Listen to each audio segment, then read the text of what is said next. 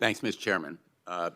Just so the American people understand, this issue of weaponization of justice goes to the core of the integrity of our criminal justice system. And I think we can all agree that no individual, no group should be targeted simply because they are a political opponent or because the President of the United States has some personal animosity toward them. You've just said that President Trump is the most transparent president in history, tragically and chillingly.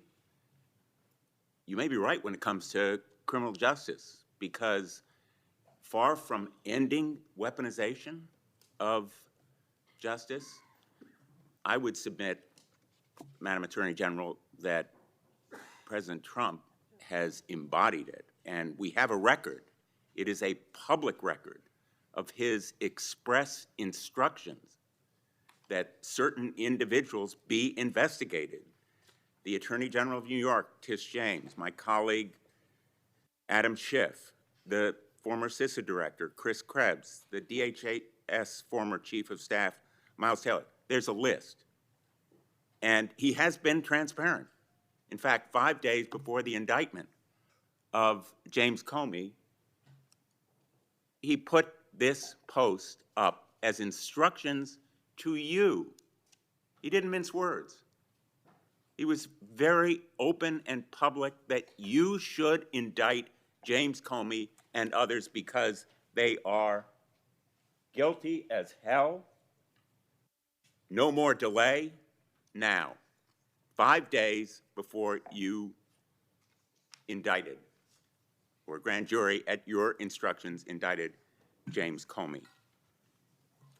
I'd like to know from you what conversations you've had with President Trump about the indictment of James Comey.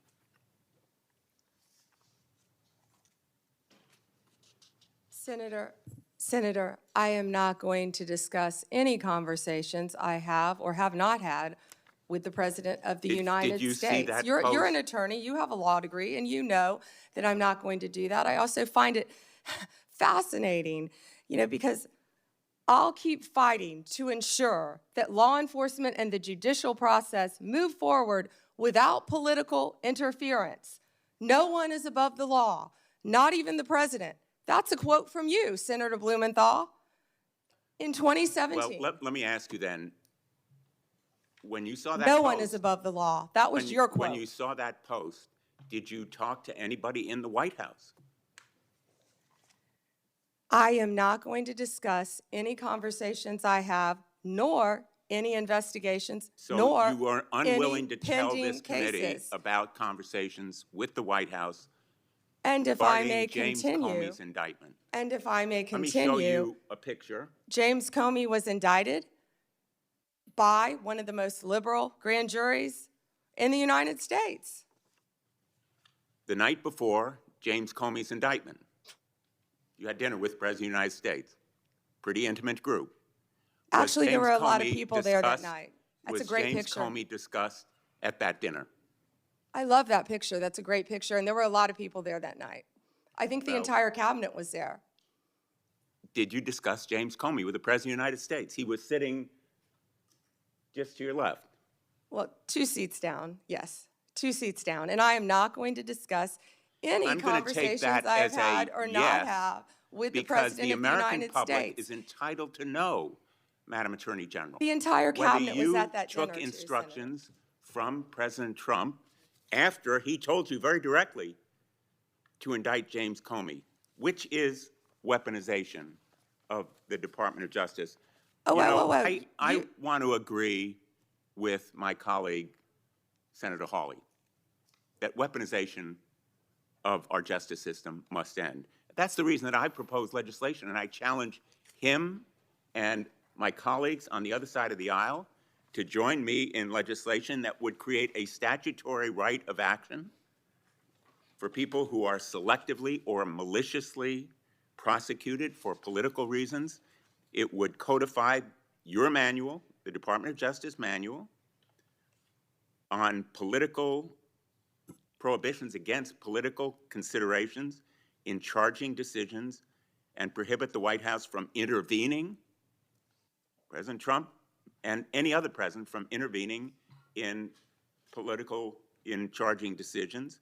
It would make reforms to the grand jury process. You've just said this grand jury was liberal.